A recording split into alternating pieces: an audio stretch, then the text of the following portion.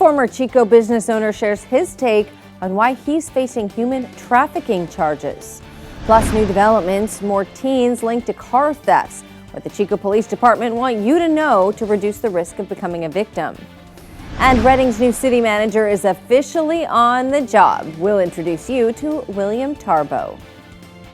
Covering Northern California. You're watching Action News Now. Coverage you can count on. Chico police arrested more teenagers on stolen car charges, this time after a hit and run in the area of First Street and Walnut, the latest in a string of car thefts in Chico, and it has police warning the public to stay vigilant. Action News Now reporter Tamaya Horvath joins us live from the Chico Police Department. Tamaya, people were arrested yesterday after that hit and run. Yes, Haley, like you said, it all happened in the area of First and Walnut Streets. Police said witnesses saw a Honda Civic hit an electrical box, and then suspects got out of the car and ran away. Police found them after about a half-hour search and booked them into juvenile hall. This arrest comes on the heels of 17 other stolen vehicles involving teens since the beginning of the month. I spoke with Chico Police Public Information Officer Kayla Gates. She said that while yesterday's arrest was not related to the previous stolen vehicle cases, the car theft training targeting Kias and Hyundais is still ongoing. Gates says it's not only affecting local residents, but it's also draining the department's resources. We want to mitigate any danger to the public. So when the vehicles are being driven at high rates of speed, going down the wrong way, crashing into things, we want to mitigate that. So we have a large response. So these ongoing cases are draining our community, and we are taking them seriously, and we share the same concerns that the community does, that this is a huge problem. What can we do about it? In response, Chico Police are partnering with detectives to work on introducing preventative measures. For now, Gates said car owners should secure their cars by buying a steering wheel lock, parking in a secure area enclosed if possible, and contacting their dealerships about possible recall updates that could enhance the safety of their vehicles. And of course, if you see something suspicious, call to report it. Live in Chico, Tamaya Horvath, Action News Now. Thanks, Tamaya. Police say probation will now consider the recommended charges and decide whether the case should be forwarded to the district attorney's office for prosecution. This is what it looked like in downtown Chico earlier today, rainy and wet as we started our Wednesday. Chief Meteorologist Howie Gordon's been tracking the outgoing storm. And Howie, things are looking up from here on out if you're tired of the wet weather, right? Absolutely, Haley. And the radar right behind me shows exactly that. You're just seeing some high cloud cover, but nothing in the way of any rain or even any snowfall. Those storms have moved out of the area. We have dried off, but we took on some rain. And because of that, we are looking at a flood warning going until tomorrow afternoon on Thursday for the Tehama, Vino, Woodson, as well as the Ord Ferry bridges on the Sacramento River, where we're expecting minor flooding, but be careful, turn around, don't drown, don't try to challenge Mother Nature. Mother Nature usually wins, so be very careful. Here's our temperatures today, so a little bit warmer, and that warming trend should continue as our winds have lightened up as well. Now, we could see some more showers potentially over the weekend. We'll talk all about that in just a few minutes, Haley. All right, thanks, Howie. Well, new tonight, the man accused of beating a man to death with a golf club will spend 17 years in prison. Hunter Harris pleaded guilty to voluntary manslaughter, admitting to killing his roommate Austin Olson Swanek during an argument in 2024. Police say the two men got into a fight outside their apartment, then later got into another fight where Harris hit Olson Swanek in the head.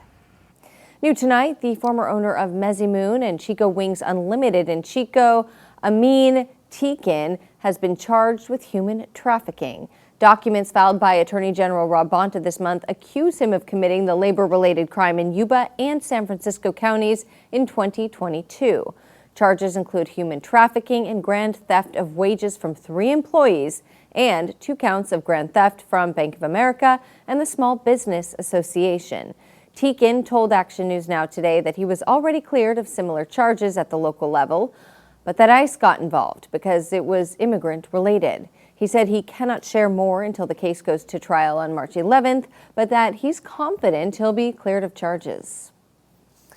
Well, there is a new city manager at the helm in Reading. William Tarbo's officially started in the position this week, and Action News Now's Blake Mayfield sat down with Tarbo to talk about his goals on the job.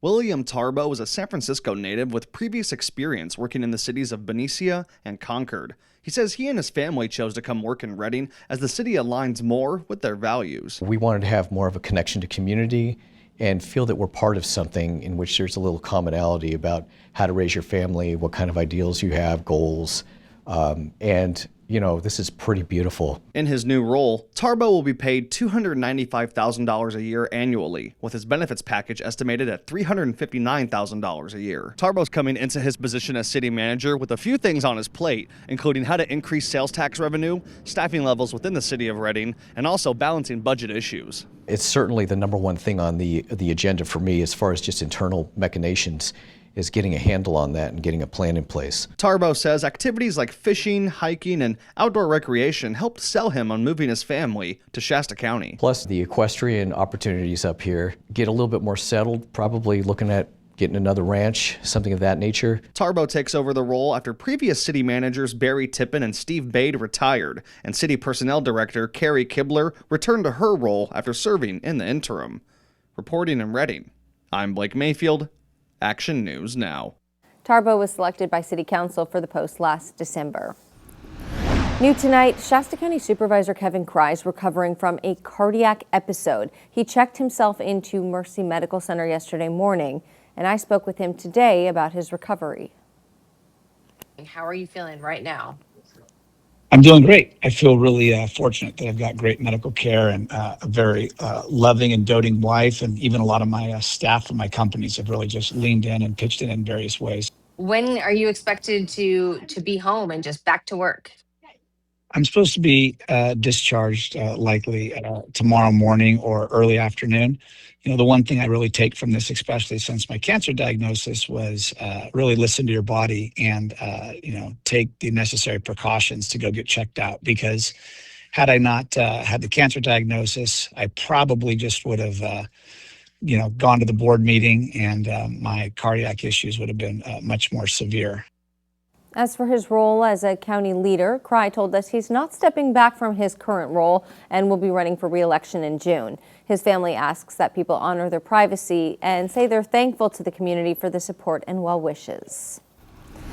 A new online tool is aimed at helping reduce suicide rates in Shasta County. The Health and Human Services Agency released an interactive story map through its You Matter Shasta program.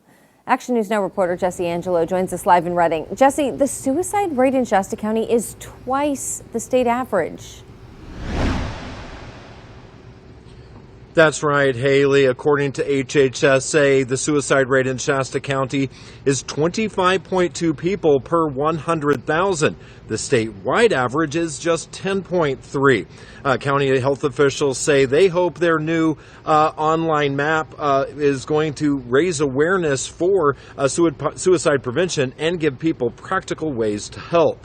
The tool was created by the county's You Matter Shasta program and includes local data and highlights groups that may be at higher risk, including youth and veterans. It urges users, or walks through users, that is, through ways they can take action, from learning about warning signs to checking in on friends and family. County leaders say the goal is to reduce stigma, encourage conversation around mental health, and connect people with support and training opportunities. Officials say the story map should serve as both a resource and a call to action for the community. Live in Reading, Jesse Angelo, Action News Now. Okay, thanks, Jesse. And if you or someone you know is experiencing a mental health crisis, call or text the 988 Suicide and Crisis Lifeline for free confidential support 24 hours a day. New tonight, the man suspected of trying to kill his co-worker at Results Radio in Chico pleaded guilty today. Kevin Leeson worked the front desk at the station and stabbed a longtime DJ with scissors last June. Investigators said Leeson tried blocking his victim's escape route before police rescued him from an outdoor courtyard. He'll be sentenced on March 25th and faces up to 10 years in prison. Students take their education to the job site, how a Chico State program's helping with more than just degrees. Plus, where's Alan? We check in on our favorite face of Action News Now when we come back.